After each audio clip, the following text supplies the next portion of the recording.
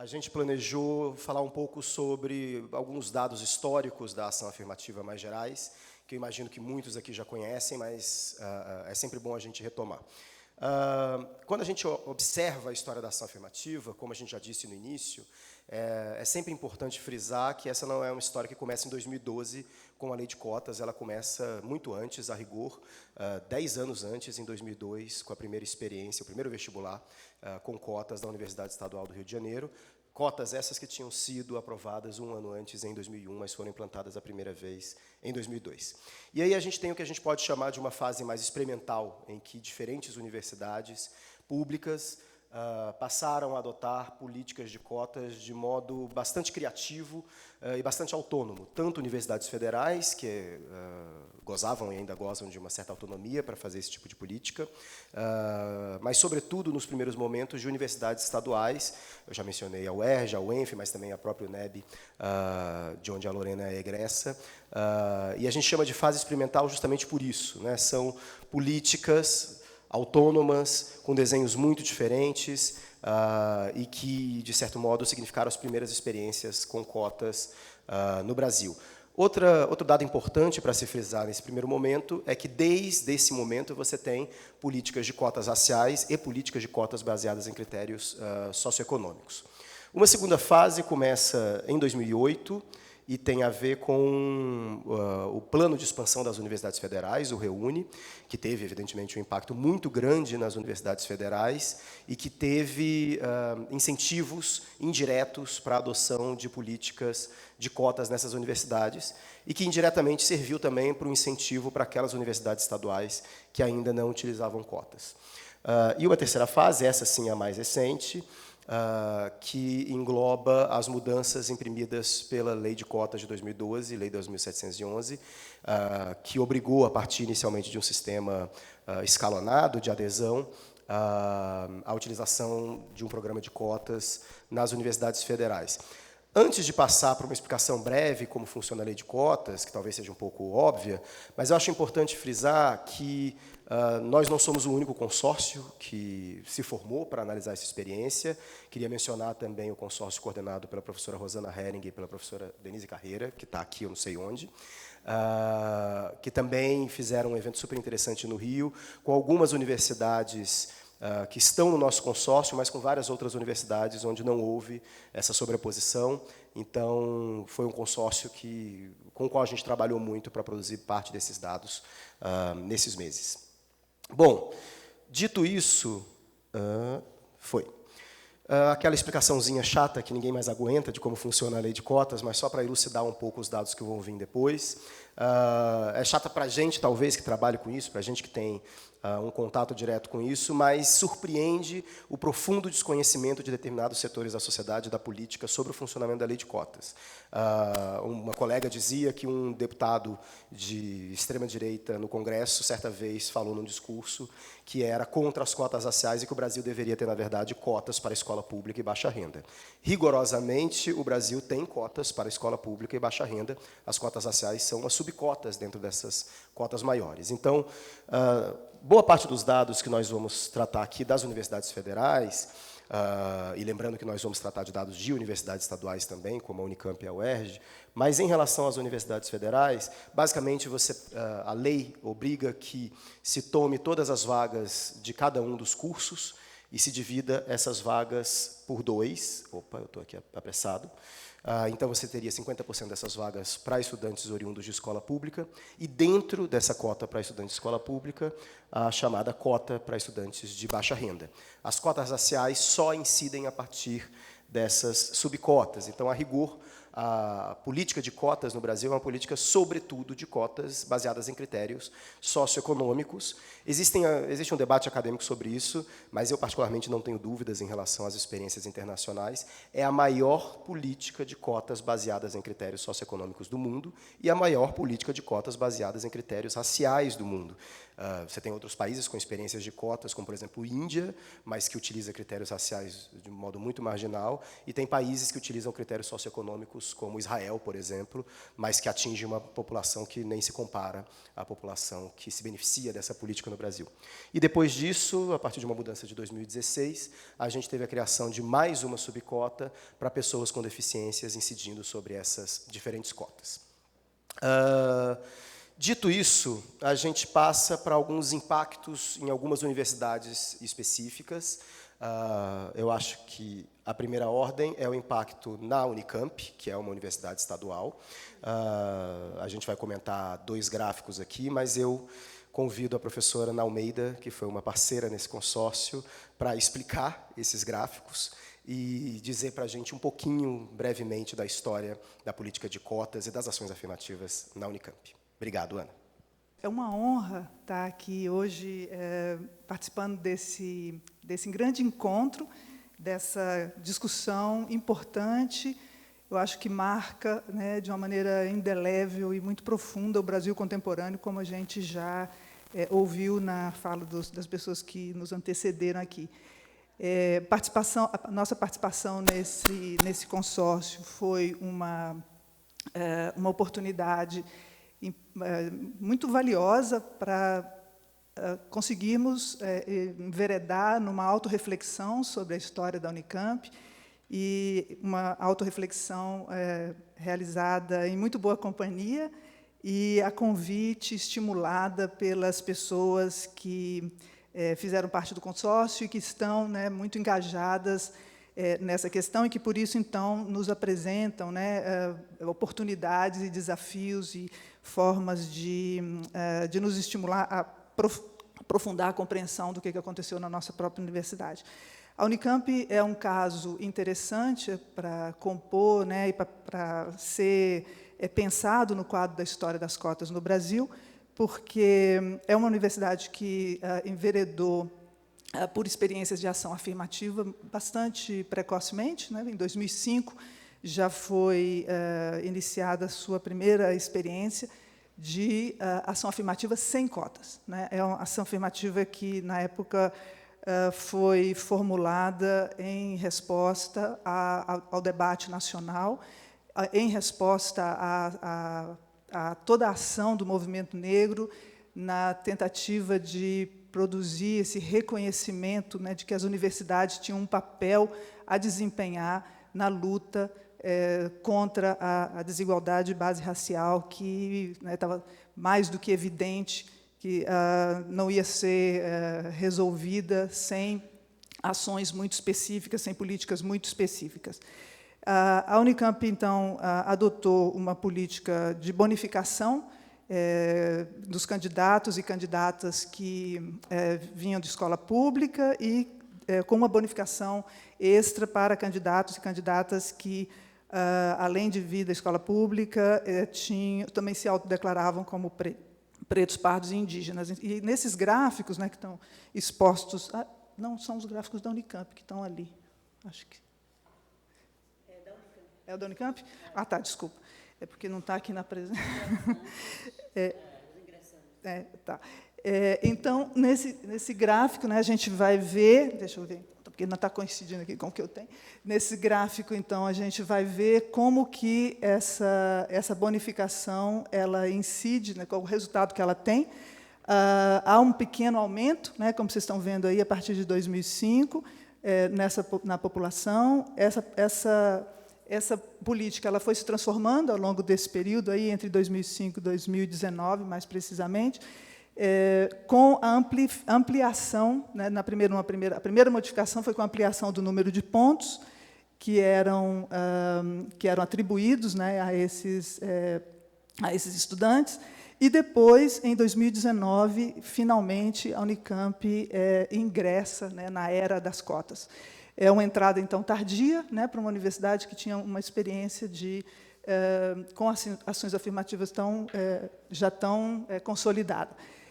E aí, não sei se tem outro gráfico que vocês... Aí, nesse gráfico aqui, a gente vai reunir o que acontece, uma representação do que acontece nos diferentes cursos, com as diferentes modalidades, ou com as diferentes, como resultado das diferentes modalidades de ação afirmativa que são desenvolvidas ao longo desse período. Então, vocês vão ver os quadrinhos, né, os quadrinhos eles vão ficando mais amarelos ou mais vermelhos à medida que ingressam mais estudantes autodeclarados pretos, pardos ou indígenas. E então a gente vê que tem um grupo de cursos, né, que, enquanto a Unicamp mantém a política de cotas, ele se mantém também muito impermeável a esses estudantes. Alguns cursos vão, né, se tornando mais inclusivos, eles vão recebendo a maior proporção desses estudantes, mas tem alguns cursos que que permanecem ali ainda muito fechados. A grande mudança, não sei se todo mundo consegue perceber, a grande mudança acontece, então, em 2019, quando a Unicamp adota oficialmente, então, pela primeira vez, as cotas de cunho étnico-racial, como é chamado lá, e que, então, passa a reservar uma proporção das vagas em todos os cursos para estudantes que se declaram como pretos, pardos ou indígenas. E aí, junto com isso, vai ter também um vestibular indígena, né, que muda também, de uma maneira importante, a composição do alunado. E, bom, então, a Unicamp é um caso, né, eu acho interessante também, porque mostra o efeito da reserva de vagas, né? O efeito é fundamental, a gente pode dizer, né, a gente diz lá, da reserva de vagas. Sem reserva de vagas, a gente pode criar possibilidades de inclusão, a gente pode fazer uma diversificação da população estudantil, mas, efetivamente, né, a gente só consegue esse resultado aí, que é o resultado que vamos dizer assim, é o resultado esperado, né, para uma universidade pública, num país como o Brasil, né, uma universidade que represente a população brasileira com a lei de cotas. Então, eu não sei, eu queria encerrar dizendo a vocês uma coisa que eu acho que é importante para entender o processo da Unicamp, que eu acho que também é vamos dizer assim, um dos fatores que fazem com que esse caso ele seja interessante de ser discutido nesse grupo. A Unicamp é uma universidade estadual, né? Como universidade estadual, ela não está sujeita à lei de cotas, né? E essa experiência com cotas, ela é um resultado muito bem sucedido da movimentação que estudantes negros e estudantes negras fizeram para poder enfrentar e sensibilizar, não é, os seus professores, as autoridades universitárias. E é como resultado desse movimento que isso aconteceu. Eu acho que, nesse momento, a gente, antes de tudo, gostaria, né, de celebrar essa atuação que os nossos e as nossas estudantes tiveram e vamos dizer assim, comemorar, né, junto com eles, a possibilidade que a gente tem de trabalhar juntos para transformar essa instituição pública que a gente gostaria e pretende, que continua lutando, que esteja a serviço, né, de toda a população brasileira. Acho que é isso.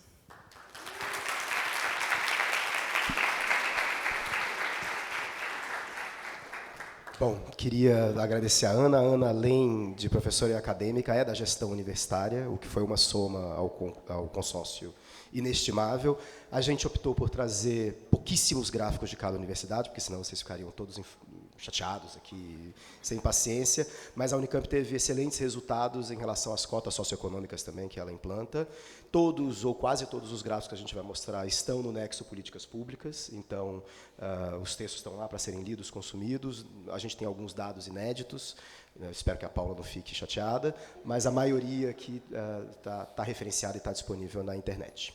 Bom, agora eu convido o professor Marcelo Trachtenberg para falar um pouquinho da história das cotas na Universidade Federal de Santa Catarina e explicar brevemente para a gente esse gráfico que está aí atrás. É um prazer enorme estar nesse lugar aqui que está celebrando as ações afirmativas, particularmente as ações afirmativas de recorte racial.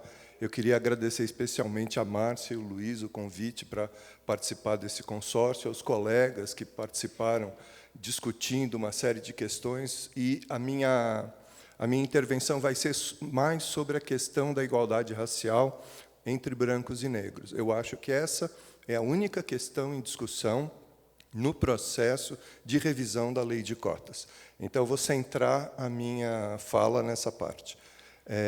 Então, a gente sabe, né, que as ações afirmativas de recorte racial vieram para promover uma minimização das desigualdades em direção à igualdade racial. Então, o nosso objetivo, né, através das ações afirmativas, deve ser a igualdade racial na universidade. Como é que a gente interpreta isso, e tem a ver com esse gráfico, é que deva estar na universidade o mesmo percentual de negros, pelo menos igual ao percentual de população negra no Estado. A nossa universidade tem 1/3 de candidatos e 1/3 de alunos de outros estados, e o nosso estado é o mais branco do Brasil. Então, é o mínimo que se pede para uma universidade como a de Santa Catarina, a Federal de Santa Catarina, é que tenha no seu corpo discente o mesmo percentual de negros que no Estado, né? Então, nos idos de 2000 e nada, né, 2004, 2005 e 2006, nós fizemos um trabalho que mostrou que cotas de escola pública não incluíam negros na Universidade Federal de Santa Catarina, e, portanto, era fundamental a adoção de cotas para negros, e foi aprovada com uma grande maioria em 2007. Isso foi um estudo, foi publicado, acadêmico, etc., mas que tem também a ver com a nossa formação de físico computacional e que simula novas realidades. Então, eu acho que tem vários enfoques que contribuem para as ações afirmativas, né? No passado, né, a partir de 2008, a gente propôs cotas para negros, e foi das poucas universidades federais que não só viessem de escola pública, prioritariamente, mas não só de escola pública. E as argumentações eram duas. A primeira é que não eram preenchidas as cotas de negros de escola pública em várias universidades, e a segunda é que o racismo também existe na escola privada. Então, as cotas para negros, isso é uma posição da Universidade Federal de Santa Catarina, não deve ser só para negros de origem escolar pública, porque o racismo não está só afetando os estudantes de escola pública. Quais foram os resultados? Os candidatos aprovados, os que efetivamente se matriculavam, e esse é mais ou menos, deixa eu ver, esse daí são os ingressantes, eles, a partir de 2008, a universidade passa a ter ingressantes com a mesma percentual de negros que a população do Estado. E isso aumenta porque aumenta a população, que é a laranja, de autodeclarados pretos e pardos em Santa Catarina.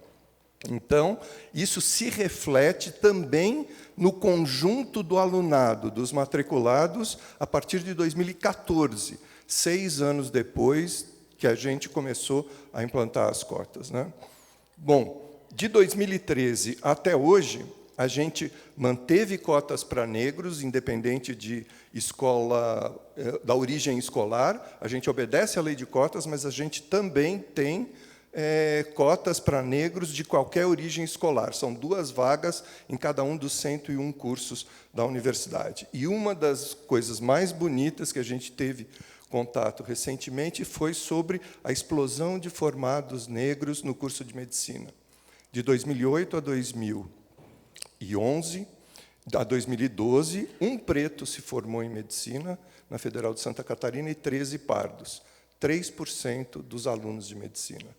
De 2017 a 2021, 37 pretos e 68 pardos, ou seja, de 3% para 23% dos médicos formados da UFSC são negros. Então, isso é um grande orgulho, né? Um grande orgulho para a universidade. E queria deixar 3 breves notas, por que Santa Catarina atinge a igualdade racial entre os ingressantes e os matriculados? Talvez porque lá custa pouco para a branquitude reservar 20% de vagas. Não é que nem na Bahia, né, que você teria que reservar 80% das vagas da Federal da Bahia para contemplar uma igualdade racial. Então, hoje, a gente ainda tem cotas para negros de outro percurso escolar. E, por fim, Eu quero dizer que a Universidade Federal de Santa Catarina tem uma política de ação afirmativa baseada na lei de cotas, mas aprovada até 2026. Então, a revisão dessa lei, mesmo incluindo o critério racial, não afetará a política de ações afirmativas da Federal de Santa Catarina. É isso.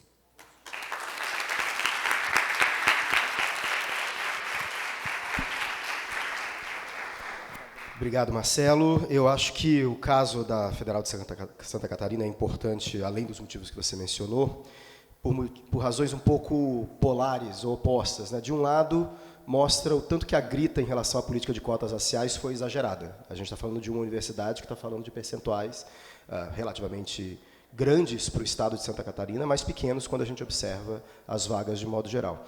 Mas eu acho também que o que aparece na tua fala, que é muito interessante demarcar, para os anos que virão, é que as universidades têm muita autonomia universitária para garantir as conquistas que foram feitas. Então, embora a gente tenha um horizonte que pode ser visto como incerto em relação às cotas, as universidades estaduais, sobretudo, mas federais também, têm uma autonomia enorme para decidir sobre isso, né, para defender e continuar ampliando essa política. Bom, vamos agora para o estado mais negro do Brasil, para a Universidade Federal da Bahia, com a professora Paula Barreto. Obrigado, Paula. Obrigada, Luiz. Obrigada, gente. Muito prazer estar aqui, chegar a esse momento. Agradecer demais a Márcia Lima e a você, Luiz Campos, a coordenação por ter feito o convite, por ter confiado em nós. E aqui eu estou falando em nome da nossa equipe, né, de pesquisa, que tem mais pessoas aqui, estamos em 4 aqui. E, enfim, o tempo é curto, mas o gráfico já está ali, né? Então, eu queria fazer alguns comentários assim, iniciais, aproveitando, né, as falas de vocês, que me antecederam, e, em termos assim, de peculiaridades do caso da Bahia, em primeiro lugar, temos essa questão da composição da população, que já foi mencionada aqui.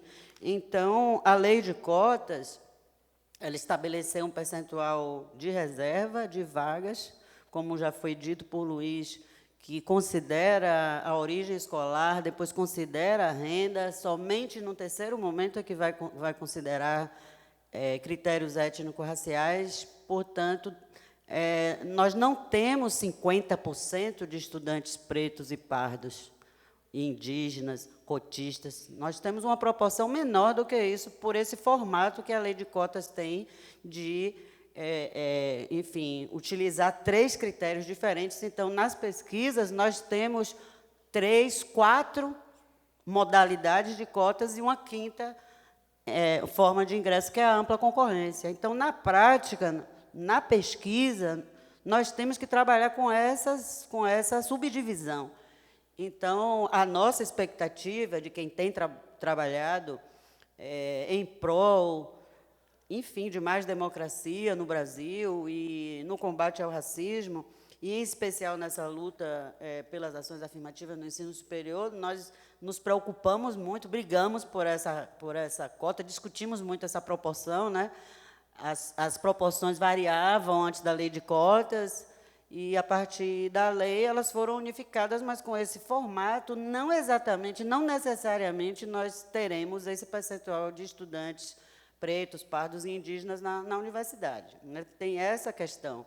É complexo você lidar com a questão e, na prática, nos obriga a subdividir os estudantes que são cotistas. Então, já vou antecipar um pouco uma das questões que eu trago, que é, vamos dizer assim, não ajuda muito trabalhar com essa polaridade cotista e não cotista, em especial se nós estivermos visando ou nos preocupando especificamente com a população preta, parda, indígena, né, porque uma coisa não bate diretamente com a outra. No caso da UFBA, são 82,1% da população residente do Estado negra, sendo que 23,1% de pretos e 59% de pardos, ficando, portanto, o somatório de pretos e pardos, muito acima da média nacional, que é 57,2%. Então, se esses 50%, que não são totalmente destinados a estudantes pretos e pardos indígenas, como eu já disse,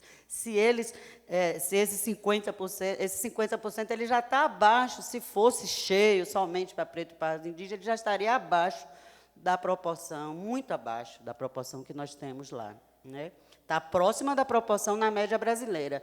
Então, vimos a situação da Federal de Santa Catarina antes. Extremo oposto, um estado com uma população, enfim, negra muito menor. Então, as cotas de 50% puxa isso para cima.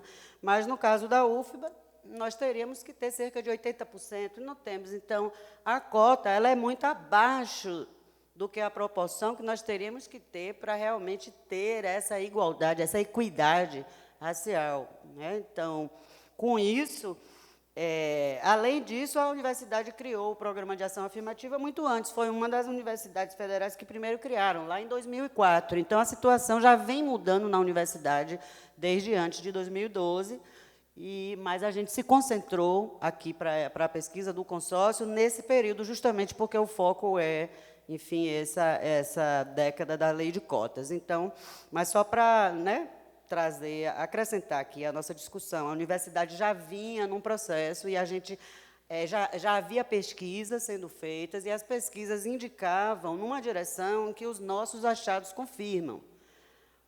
Qual seja, por conta dessa composição demográfica do Estado, a universidade já tinha uma proporção alta de estudantes pretos e pardos. Maior do que 43%, que foi a reserva de vagas feita em 2004, e maior do que, inclusive, a cota adotada em 2012. O que acontece é que esses estudantes eles não estão distribuídos de maneira equânime entre os cursos. Não estão. Então, respondendo assim à pergunta, pensando em termos de diversificação, se a política, se a reserva de vagas ela fomentou, ela propiciou, garantiu essa diversificação, sim, isso ocorreu. Mas é um cenário distinto em que essa diversificação ela era menor em alguns cursos, em quais aqueles mais tradicionais, de maior prestígio, onde havia maior demanda. Então, nesses cursos, houve um impacto muito maior. Nesses cursos, essa proporção... aí eu vou colocar de maneira inversa. Nesses cursos, a proporção de estudantes brancos era enorme, né? Se a população branca é em torno de 20% no Estado, nesses cursos, essa proporção de estudantes brancos chegava a 60%, ou mais, em cursos como medicina, exclusivamente brancos. Então, a política de cotas ela está contribuindo para desracializar alguns nichos, justamente esses que asseguravam a entrada em melhor condição no mercado de trabalho em posições tradicionais, lugares que vinham sendo historicamente controlados e dominados pela população branca, isso no país inteiro, inclusive na Bahia.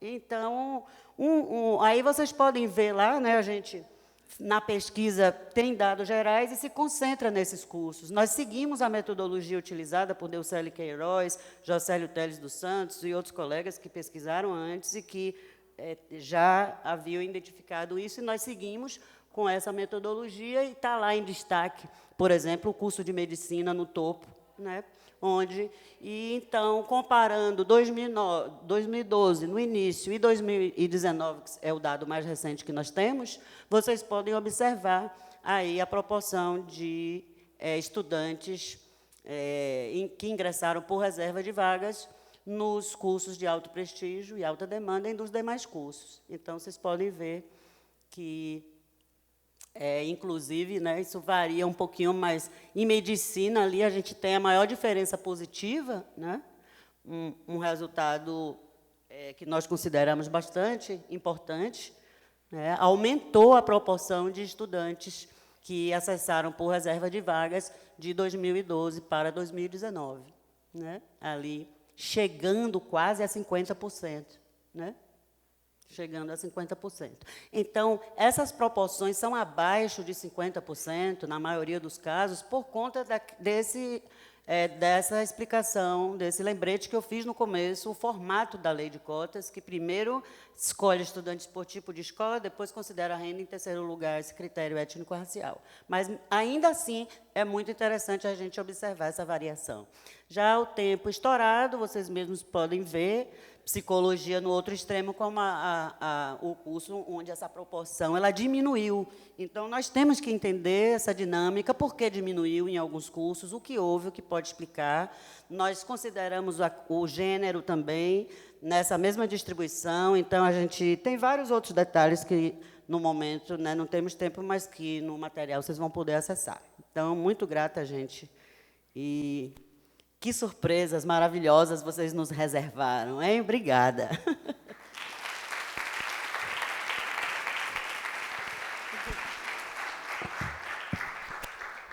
Bom, a gente está só começando as surpresas, mas, enfim, eu acho que esse ponto também é importante reter, a gente já vai passar para falar dos dados agregados com o Adriano, mas a gente achou importante trazer os dados de cada universidade porque a política teve impactos muito diferentes em cada universidade e em cada estado, muito embora, como a própria Paula destacou e todo mundo destacou, a política de cotas tem um grande saldo positivo, mas isso não quer dizer que ela seja perfeita. Bom, a pesquisa também se preocupou em abordar os impactos no agregado, né? Então, a gente poderia ficar falando aqui horas sobre os impactos em cada uma das universidades, mas, graças à ajuda do Adriano, a gente fez aquele esforço de integração de bases de dados para ter números mais gerais que pudessem responder a grandes perguntas sobre a situação nacional da política de cotas, sobretudo nas universidades federais, mas não apenas, como o Adriano vai mencionar também, no ensino superior de modo geral. Então, Adriano, a palavra está com você. Bom, boa tarde. Obrigado, Luiz e Márcia, pelo convite. Estou muito feliz de estar aqui. Eu queria, antes de entrar no gráfico, fazer um breve comentário sobre... Porque eu percebi que há um incômodo muito grande com a questão da transparência dos dados, né, da dificuldade de acesso a dados, vem se falando desde o início do evento. Eu queria falar um pouco sobre isso. E também destacar uma coisa que me incomoda e que aconteceu no evento do Rio de Janeiro das cotas e também se repete aqui, que a gente abre um evento de cotas com uma série de pessoas negras que participaram como agentes políticos ou como sujeito da política, e quando entra na mesa dos dados estatísticos, a mesa embranquece, né? Isso aconteceu no Rio de Janeiro também. Eu acho que isso, e me incomoda estar nesse papel sempre de ser o branco dos dados, que vai ficar falando. O Michael França está aqui como economista negro, ele sabe, ele deve ter passado muito por essas dificuldades, tem interlocutores, né, para chegar onde ele chegou. Eu acho que tem dois desafios que eu queria chamar a atenção, que não vão ser resolvidos agora, nesse ano, é um desafio para os próximos anos. A gente tem que ter um esforço de democratização da formação, do acesso a certos tipos de conhecimento, né? Pesquisa qualitativa, estudos de caso são fundamentais, mas eles não podem estar em certos nichos da academia, então a gente tem que evoluir, isso é um desafio das universidades, as associações de pesquisa, ANPED, ANPOX, ANPEC, têm responsabilidade sobre isso, as instituições de Estado, o IBGE tem uma escola de estatísticas, o INEP e o IPEA fazem muito menos do que poderiam fazer, os jornalistas também formam analistas de dados, e a gente tem também um desafio de, num eventual governo, no ano que vem, melhor do que essa porcaria que está aí, né? A gente teve uma mudança importante no INEP agora, né, em que substituímos um completo ignorante da presidência por um servidor de carreira legitimado, né, retomar esse debate e vencer esse cabo de guerra entre uma suposta preocupação com proteção de dados pessoais, que não existe nenhuma, é apenas um pretexto para acabar com a transparência, e voltar a reforçar a nossa lei, a Lei de Acesso à Informação, para que a gente possa democratizar e avançar nisso, né, para não ficar em nichos como tem ficado esse debate estatístico, né.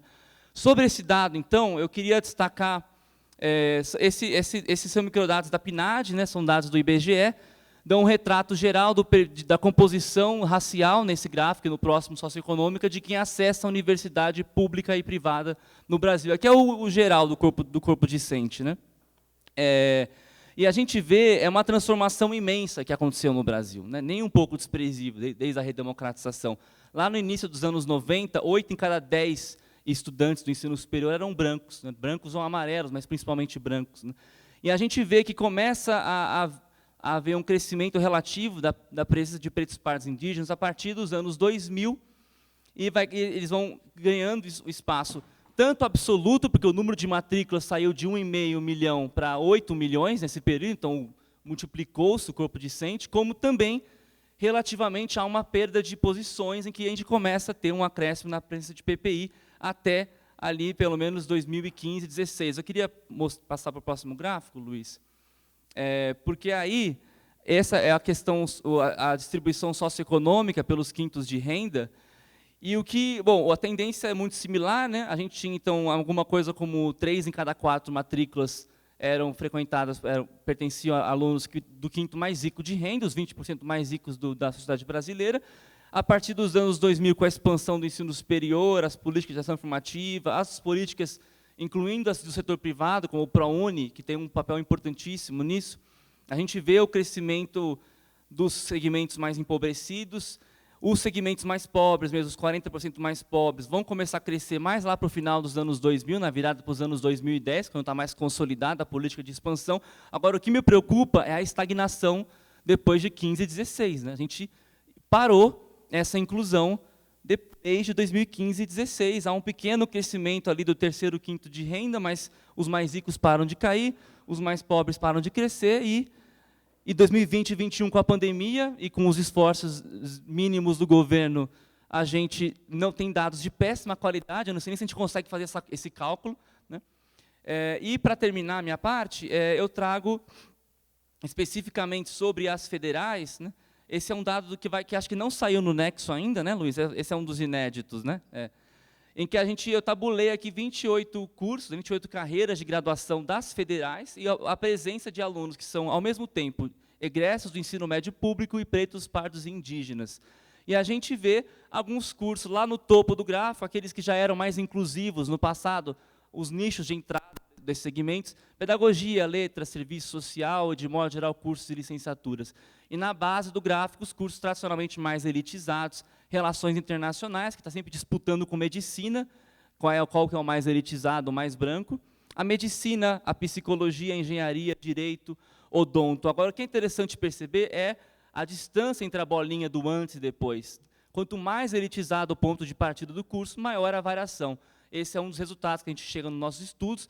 Os cursos mais elitizados foram os mais impactados pelas cotas. Aconteceu, os que já eram mais inclusivos são até um pouco indiferentes. Em algumas universidades, eles chegam a ser indiferentes. No agregado, não. Mas esse é importante, esse é um resultado importante da cota, que eu sempre destaco nas falas, sobretudo nesse mês de revisão, e eu encerro aqui minha fala, que a gente tem duas dimensões importantíssimas dessa política que têm que ser mantidas, independentemente do que o processo de revisão fizer com ela esse ano, se vier que vai fazer alguma coisa. Primeiro, essa abrangência. Nós não criamos guetos de inclusão com a lei de cotas. A gente abarcou todos os cursos, todos os turnos de todas as instituições. O resultado está aí. Ele é heterogêneo porque o ponto de partida é heterogêneo. Né? E o segundo, essa multidimensionalidade da política. Tem um critério de ingresso à escola pública, critério racial, um critério de renda, esses 3 principais originais, é fundamental, porque um critério balanceia o outro, há um jogo ali, a gente enfrenta a desigualdade socioeconômica do acesso e enfrenta também a subrepresentação racial. Independentemente do que aconteceu com a política esse ano, esses 2 pontos precisam ser mantidos. É isso. Obrigado, gente.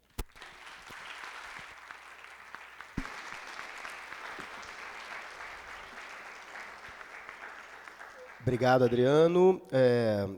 Eu trouxe também mais um dado, que é o dado que consta na cartilha que todos vocês receberam na bolsinha, que é basicamente as mesmas análises que o Adriano fez a partir da PNAD contínua, mas focando especificamente em universidades públicas, que são aquelas que mais utilizam políticas de cotas.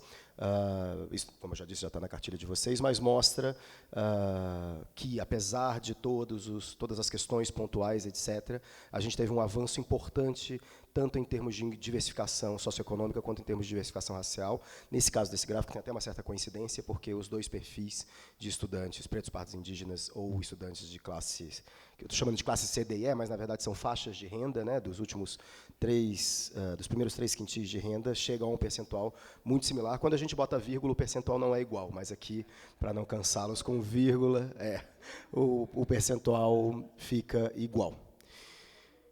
Bom, agradeço a mesa e já imediatamente convido a próxima mesa, que vai discutir uma outra preocupação da pesquisa, que era tentar capturar um pouco da experiência dos cotistas.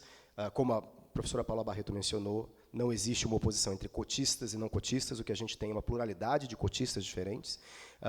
E aí a gente incentivou os membros do consórcio a fazerem também pesquisas qualitativas. Essas pesquisas qualitativas são difíceis de resumir em gráficos, então o que a gente vai fazer aqui é discutir brevemente algumas das pesquisas e trazer alguns excertos para discutir. Mas, de novo, obrigado, Ana, obrigado, Paula, obrigado, Marcelo, e obrigado, Adriano.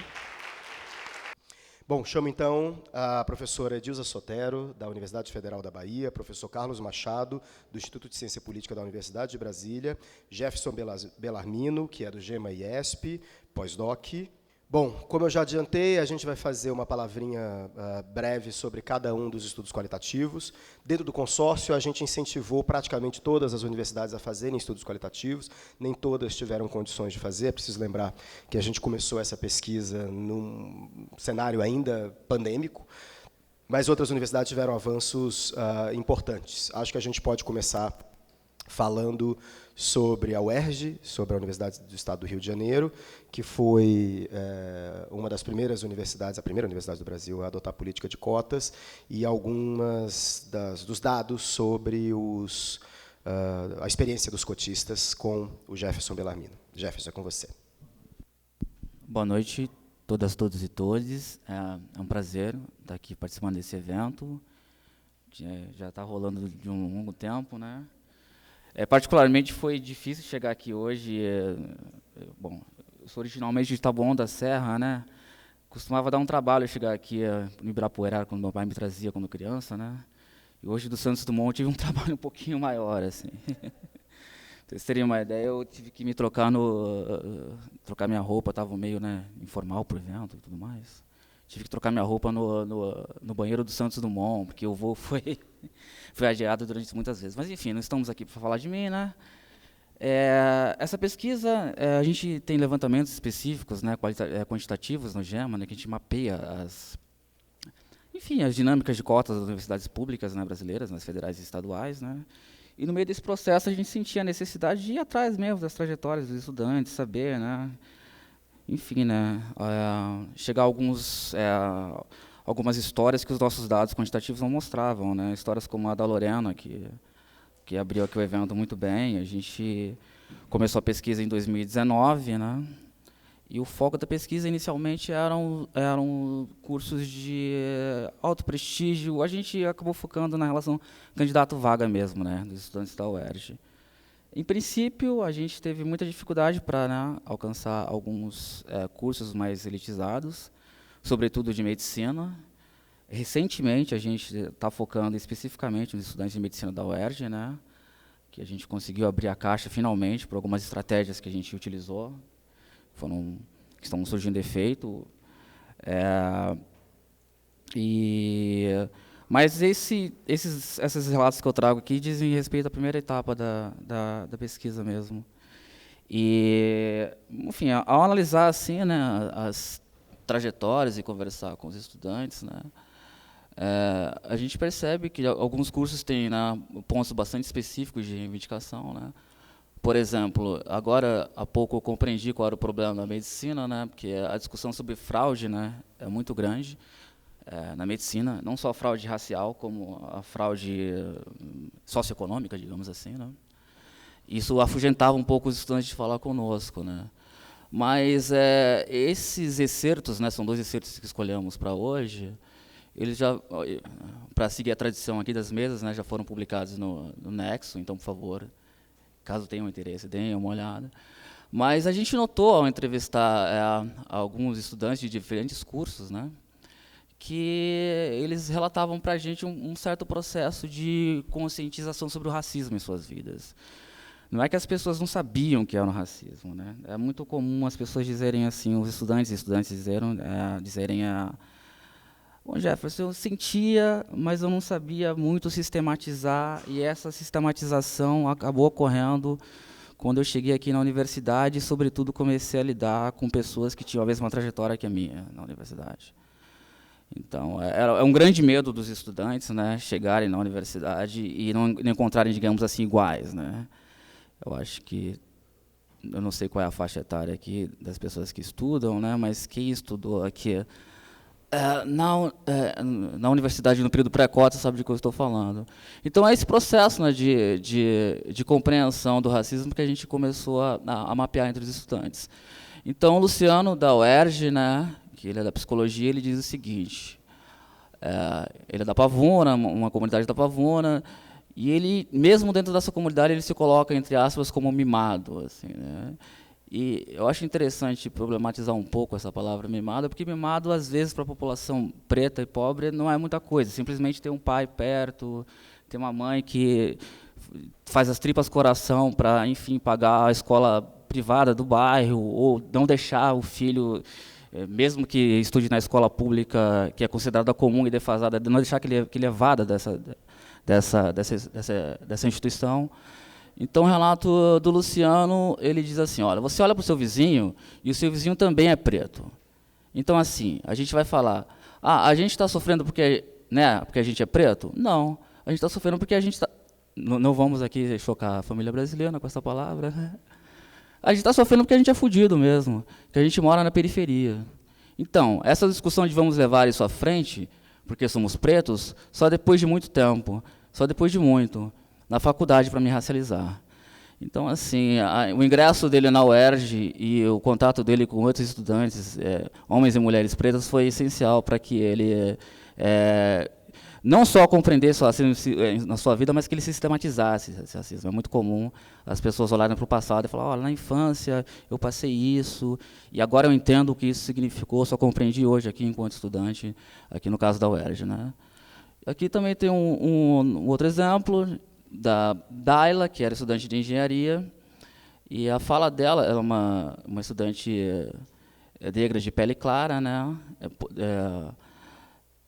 O discurso assim, sobre questões estéticas é muito forte no depoimento dela, e ela diz o seguinte, né, sobre esse processo de compreensão do racismo pelo qual ela passou na universidade.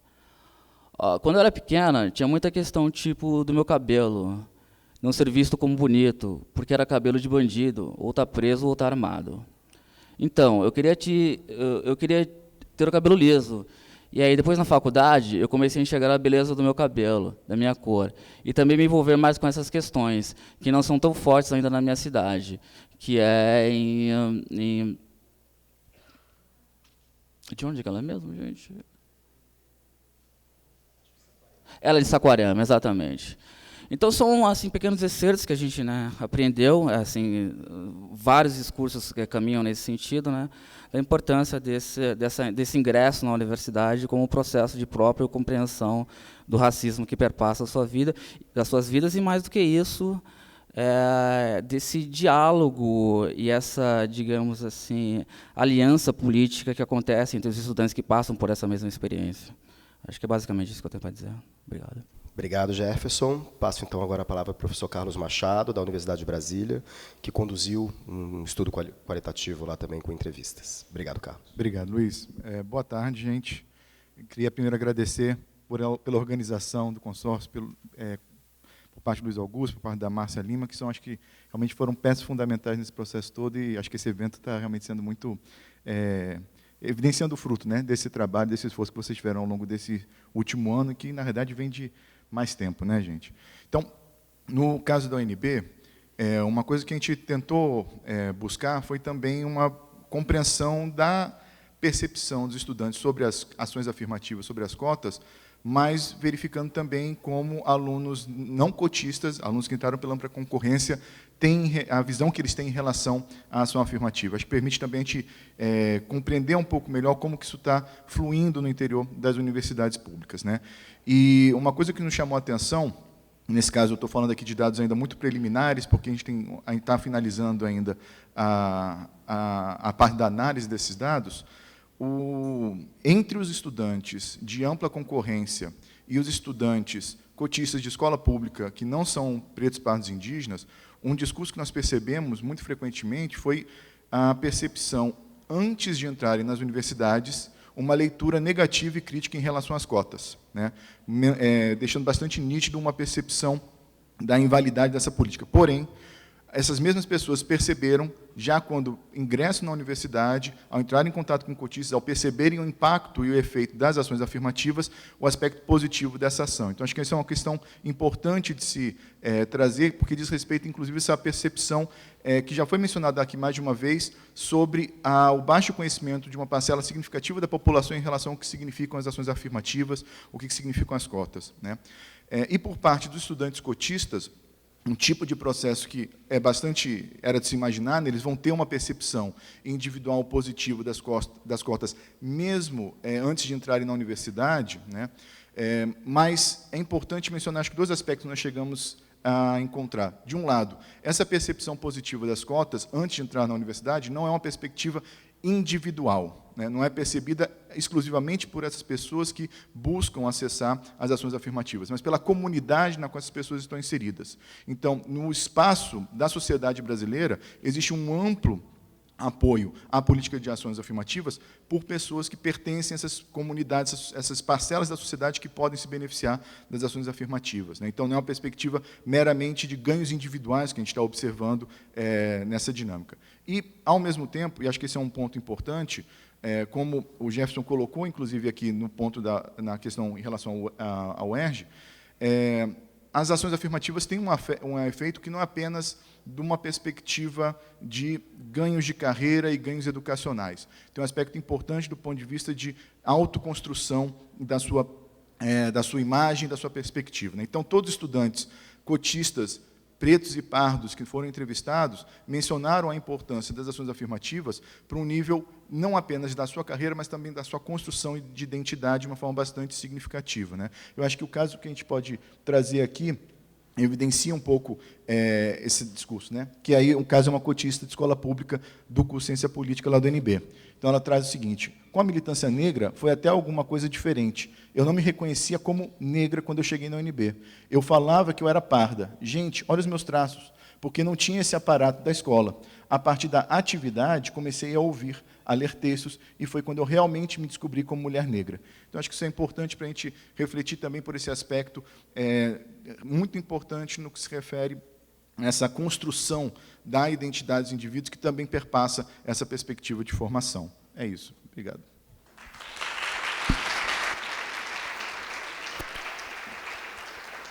Obrigado, Carlos. Passo agora para a professora Disa Sotero, da Federal da Bahia.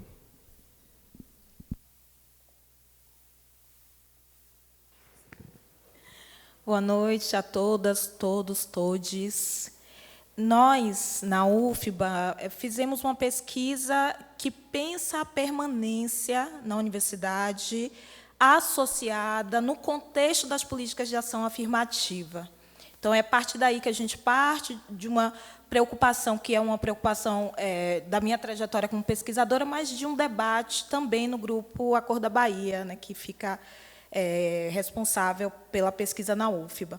E, no contexto das ações afirmativas, a gente entende que há um aumento na demanda, especificamente para pensar a assistência estudantil. A gente analisa a assistência estudantil, analisa que há uma demanda na UFBA que hoje a instituição consegue atender cerca de 1/3 dos estudantes que demandam ou precisam de assistência estudantil, mas compreendemos que a permanência, o debate da permanência, ele precisa ir além da assistência estudantil. A gente discute as questões materiais que impedem ou permitem, que dificultam, criam as barreiras ou permitem a permanência de estudantes negras e negros indígenas na universidade, mas também as condições simbólicas dessa construção da presença e da permanência, como já foi dito aqui. Então, no percurso da pesquisa, a gente inicia aplicando um questionário de perfil socioeconômico, para daí construir os perfis que nós selecionamos para a fase de entrevistas da pesquisa. Nesses perfis, a gente leva em consideração categorias como raça, gênero, a área de concentração do curso, se é um estudante cotista ou não cotista. A fala da professora Paula Barreto é importante, porque ela revela que na UFBA a gente tem um contingente grande de estudantes negras e negros não cotistas, e isso é uma coisa que a gente leva em consideração, e é um dado que a gente está analisando e entendendo melhor, e também se são estudantes assistidos ou não pela política de assistência estudantil da universidade, considerando que, no momento que a gente faz esse questionário, muitos estudantes dizem: eu não conheço a Pró-Reitoria de Assistência Estudantil e Ações Afirmativas, não acesso, porque eu acho que outras pessoas precisam mais. A gente foi tentar entender um pouquinho essa dimensão. Mas, aqui, a gente traz 2 excertos ainda inéditos, focando mais na pergunta, nas questões que a gente faz em relação às cotas. E as perguntas são: como ser cotista marca a sua experiência na UFBA? Você percebe uma diferença de tratamento por ser cotista? E também perguntando se houve mudança, como esses jovens se veem depois de ingressar na universidade. E a gente vai encontrar respostas como a de Dandara, que é uma estudante quilombola, e o nome Dandara é trazido aqui exatamente porque ela se apresenta dessa forma. Ela se apresenta com o nome dela original, trazendo essa história e a memória de ser quilombola, e aí ela vai, por esse nome fictício, a gente escolhe o Dandara. E ela vai falar do que ela chama de ponto negativo e ponto positivo. O negativo é a questão dos olhares, do racismo, que a gente passa de todas essas questões de bolsa, condição socioeconômica, a gente passa, então ser cotista é complicado. Há uma percepção que a universidade é um espaço de enfrentamento do racismo e de muitas dificuldades. Ao mesmo tempo, ela fala, no ponto positivo, viva as cotas. Sem as cotas, eu não estaria na universidade. E num desejo que outras pessoas também ingressem. Tem muitos ainda para poder ingressar e que consigam, e só vão conseguir através das cotas. Eu acho muito importante. E a experiência, como ela diz, né? A gente ri, a gente chora, mas estamos aqui. O próximo trecho é do Edson, que é um cotista racial, estudante do curso de História, que vai falar que, na UFBA, ele se entende como um sujeito negro no mundo. Aí eu, quando vi a entrevista, falei: esse leu Fanon. E é interessante, porque ele diz: foi na faculdade que eu tive acesso ao debate teórico do que é ser negro. E pontuar isso revela que é um espaço de produção desse letramento racial, mas de percepção dessa negritude a partir da percepção coletiva da experiência de ser negro, de ser uma pessoa negra. E ele disse que essa porta se abriu. E também na universidade se entendeu, que se descobriu gay, pôde ter as primeiras experiências amorosas, românticas, o primeiro namoro. E é interessante pensar que esses jovens, eles vivem essa dimensão racial e discutem sexualidade, gênero, se apresentam na complexidade do que é ser na universidade, nessa experiência que é, de fato, complexa. Eu finalizo com a fala de Dandara, que eu acho que é uma das maiores belezas que a gente consegue nessa pesquisa, que é viva as cotas. Então, o que é positivo? As cotas estão aí. Que fiquem e que atendam muito mais pessoas. Obrigada.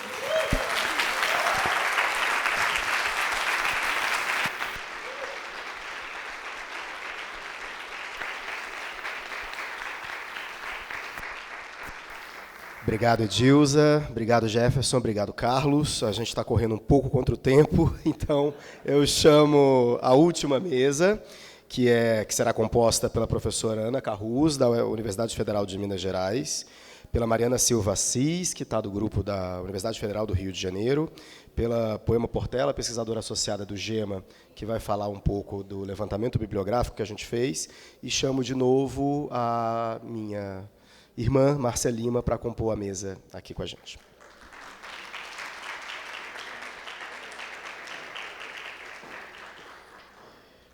Bom, nessa mesa a gente vai falar um pouco dessa questão delicada, que é o percurso de estudantes cotistas dentro da universidade, sempre comparado ao percurso de estudantes não cotistas. Como apareceu na fala do Edson, Essa é, digamos assim, ou foi, digamos assim, talvez um dos principais argumentos contrários às cotas, e talvez um dos mais absurdos também, como a gente vai ver daqui a pouco. Mas eu acho que a gente pode passar direto a fala para a mesa, e aí a gente vai discutindo o que os resultados, de modo geral, da pesquisa indicaram nesse sentido. Para começar, eu chamo a professora Ana Carrus, que vai falar um pouco da experiência da UFMG, do grupo da UFMG no consórcio, e explicar para a gente esse gráfico difícil, mas que é bonito. Obrigado, Ana. Muito obrigada, Luiz, Márcia.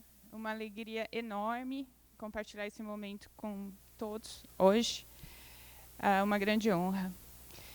Bom, o que eu vou comentar é sobre algumas das perguntas que estavam lá na sua página inicial, Luiz, aquelas que têm a ver especialmente com desempenho, com excelência acadêmica. No primeiro gráfico, que por alguma razão não está mostrando completamente, pode mostrar todas, por favor. O que a gente traz são as distribuições de pontuação no Enem por modalidade de entrada. Então, a gente vê na curva roxa a pontuação. E agora? Joia? Obrigada. A gente vê na curva roxa as pontuações de ingressantes na UFMG que acessaram a universidade pela ampla concorrência. E nas demais curvas, ingressantes por modalidades de cotas. Então, o que fica patente nesse primeiro gráfico é que aquele rótulo cotista abarca uma variedade de perfis, né? A gente tem, no que chamamos de M4, que são os cotistas de escola pública, sem critério de renda ou raça, uma distribuição próxima à distribuição no Enem da ampla concorrência. Mas nós temos também, nas modalidades 1 e 3, aquelas que abarcam cotistas PPI, um desempenho que, em função das condições lamentáveis de racismo estrutural, é inferior, na média, ao desempenho de estudantes de escola pública de condições econômicas similares, porém não PPI. Como resultado geral, então, nós percebemos que há diferenças de desempenho na entrada, como se mede pelo Enem, o que não é surpreendente e é alinhado com a própria motivação da reserva de vagas. A questão é o que isso implica em termos de excelência acadêmica, em termos de desempenho dos indivíduos uma vez na universidade.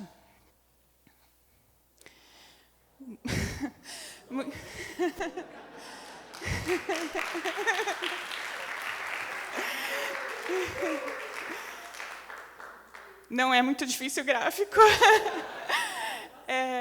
Bom, a mensagem aqui é que aquelas disparidades iniciais são, em grande parte, superadas, uma vez que essas pessoas estejam na universidade.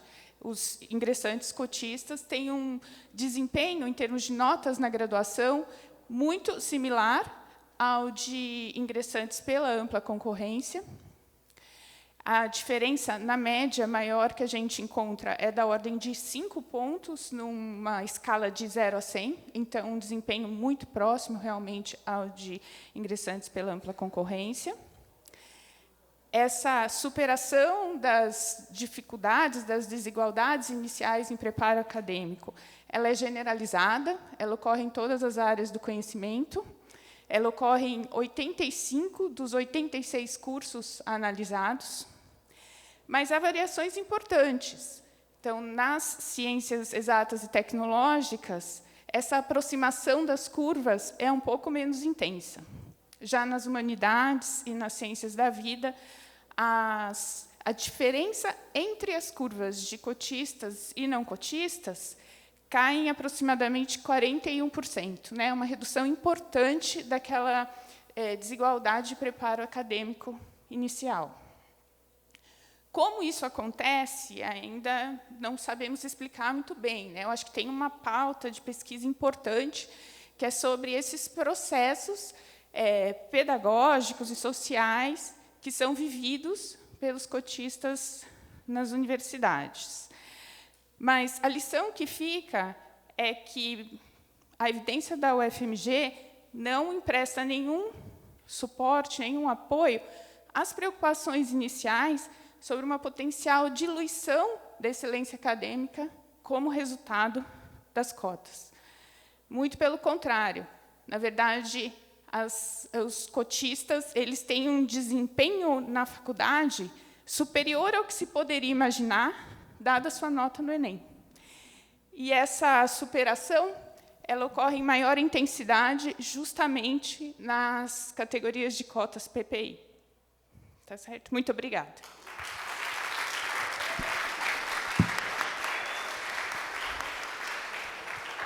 Obrigado, Ana. A gente passa para a Mariana Assis, que vai falar sobre os dados da UFRJ sobre evasão. Boa noite a todos, todas e todes. Primeiro, eu queria falar que a Felícia não pôde estar presente por problemas no voo. Então, no nome dela, de toda a equipe, eu estou aqui representando toda a turma. Quero começar agradecendo a Márcia, a Luiz e a todos os demais participantes do consórcio. Bom, eu vou apresentar aqui alguns dados, né? Foi 2 slides só, né? Bom, primeiro, acho que vale ressaltar brevemente que a UFRJ, a gente tem a UERJ lá, toda desempenhada na implementação do sistema de reserva de vagas desde os anos 2000.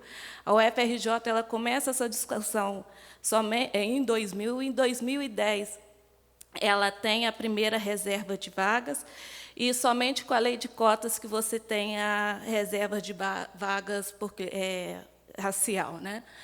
Então, dito isso, eu trouxe alguns dados aqui sobre a evasão na instituição. Esses dados eles foram consultados no sistema em fevereiro de 2021.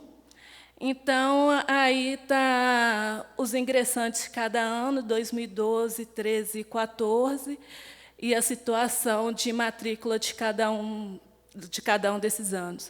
Então, nós temos uma alta taxa de evasão dos cursos. No ano de 2012, 41,7%, 2013, 39,7%, e 2014, 40,9% dos evadidos. E outra coisa da instituição que vale ressaltar que lá os alunos eles demoram, assim, né? O tempo de curso a permanência é grande nos cursos. Pode passar fazendo favor. E aí está a evasão de acordo com o gênero e raça. Aí os homens negros são aqueles que mais evadem. Em 2012, mais da metade dos estudantes evadiram. Em seguida, homem branco, a mulher branca, e depois mulher negra, e, por último, a mulher branca. Alguns dos dados também que nós fizemos, além desses dados, a gente fez algumas entrevistas com alguns estudantes. Não foi muito, porque nós ainda não tivemos autorização da plataforma, então foi mais assim com conhecidos e tal. Aí os motivos das evasões que aparecem são preferência por outro curso ou instituição, mudança de expectativas profissionais, dificuldades acadêmicas, questões de saúde física e mental, fatores relacionados às questões institucionais, como curso, turno, políticas de apoio à permanência, acesso à bolsa e pesquisa, falta, né, de acesso à bolsa e pesquisa, e fatores socioeconômicos, origem social, renda, local de moradia, conjugalidade e parentabilidade, etc.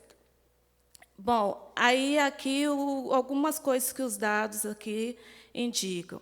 A evasão dos cotistas varia segundo a modalidade de cotas e do ano. Os ingressantes por cota, pretos, pardos e indígenas, apresentam os maiores percentuais, sobretudo aquelas com renda, né, PPI mais renda. Na área de conhecimentos mais seletivas, os cotistas, à exceção dos cotistas de escolas públicas, evadem mais. Os homens negros apresentam os maiores percentuais de evasão. E o que a gente precisa ser estudado, né, posteriormente, são as lacunas a serem preenchidas com dados primários, que é a aplicação de questionários e mais entrevistas, para se perguntar quais as motivações da evasão e entender por que os homens negros evadem mais também no ensino superior. E é isso, gente. Obrigada.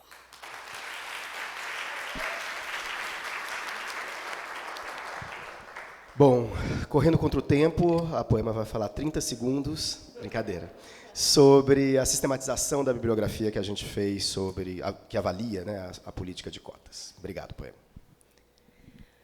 Bem, boa noite, gente. Eu gostaria de começar saudando e agradecendo a cada uma das pessoas que vieram antes de mim e possibilitaram que eu estivesse aqui. Vou fazer isso agradecendo nominalmente a professora Sueli e a professora Márcia. E eu não vou falar em 30 segundos, infelizmente. Eu gostaria de dizer que é uma alegria estar aqui compartilhando esse momento de celebração com vocês.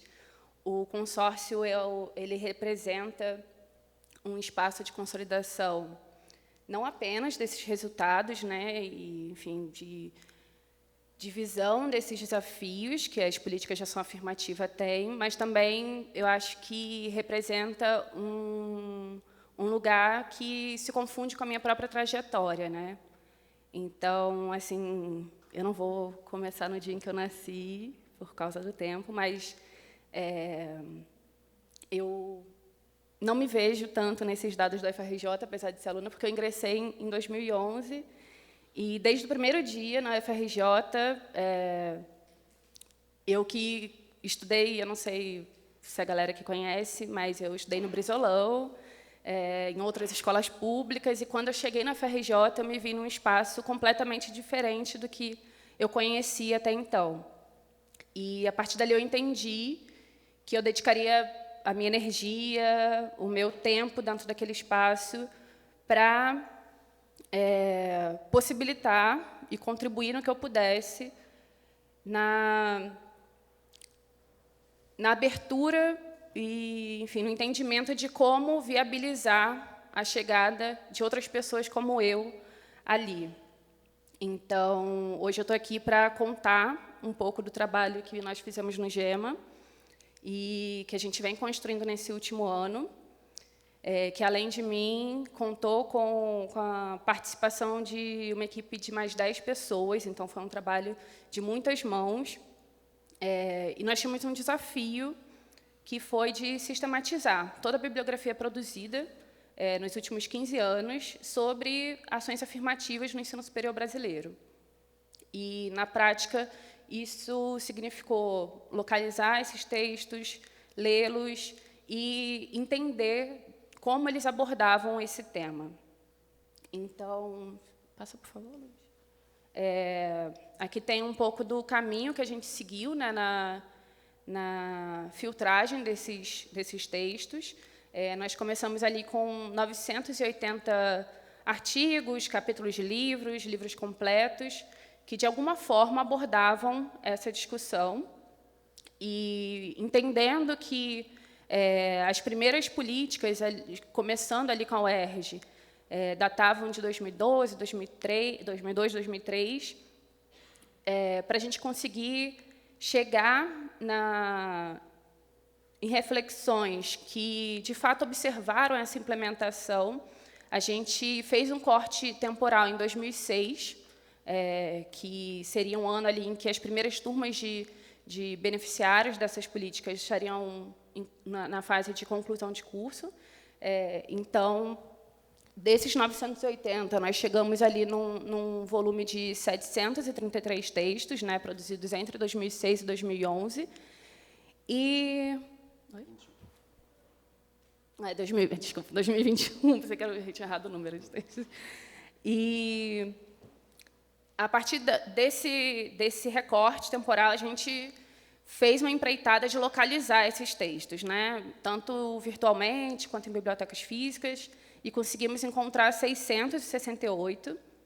Lemos cada um deles, construímos uma base de dados que identifica uma série de informações, né, nesse processo de sistematização, sei lá, as universidades que foram foco da pesquisa, as metodologias usadas. E, bem, acho que vale a pena pular para o próximo, que aqui a gente escolheu trazer um dado. Os outros a gente vai ter a oportunidade de dividir com vocês em breve, né, com os dados completos e essa base, inclusive, mas eu acho que é legal assim, trazer a forma como, a partir da leitura desses textos, a gente identificou a avaliação, né, o posicionamento desses autores e autoras em relação às políticas. Então, quando a gente olha aqui e essa interpretação que a gente fez dos textos está fragmentada entre as políticas de recorte social e as de recorte racial, e aí entendendo esse recorte social como as políticas que, em geral, abrangem pessoas egressas do ensino público ou de baixa renda, a gente observa que 62% evidencia que essas políticas de recorte social têm um viés positivo. Então, eles explicitam isso ao longo do texto, através, enfim, dos dados trazidos, através do posicionamento. A gente tem um fragmento ali que, apesar de localizar resultados positivos e negativos, não tem exatamente um posicionamento dos autores, né? Então, aqui a gente está classificando bem o tom dos textos, mas o que a gente observa é que, em geral, quando a gente fala do recorte social, em torno de 60%, né, tem uma avaliação positiva, e com recorte racial esse número chega a 70%. Então, o que eu acho que a gente pode tirar daqui é que tem um caminho a ser construído. Eu acho que todas as falas que a gente ouviu hoje apontam nesse sentido, né, de que existe uma série de desafios, mas, ao mesmo tempo, a gente tem construído a possibilidade de transformação na vida de muitas pessoas, e eu fico muito feliz de estar aqui, especialmente por ser uma dessas pessoas. Então, queria encerrar agradecendo a escuta de vocês e a possibilidade de estar aqui.